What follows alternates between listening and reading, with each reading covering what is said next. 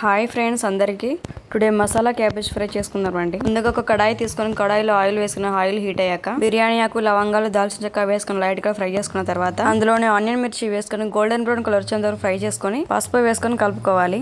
ముందుగా కట్ చేసి పెట్టుకున్న క్యాబేజ్ ముక్కలు వేసుకొని టేస్ట్కి సరిపడా సాల్ట్ వేసి కలుపుకోవాలి. మొత్తాన్ని ఇలా కలిపి మూత పెట్టి 5 to 10 minutes సిమ్లో పెట్టి మగ్గించుకోవాలి. 10 minutes అయినాక మూత తీసి క్యాబేజ్ ముక్కలు 70% ఉడికితే వీడియోలో చూపిస్తున్నట్టు క్యాబేజ్ ముక్కలు అటు ఇటు మధ్యలో ఖాళీగా ఉంచి 3 గంటల ముందు నానబెట్టిన శనగపప్పును వేసుకోవాలి. ఇలా శనగపప్పును మధ్యలో గ్యాప్లో వేయడం వల్ల మంచిగా ఆయిల్లో ఫ్రై అవుతుంది.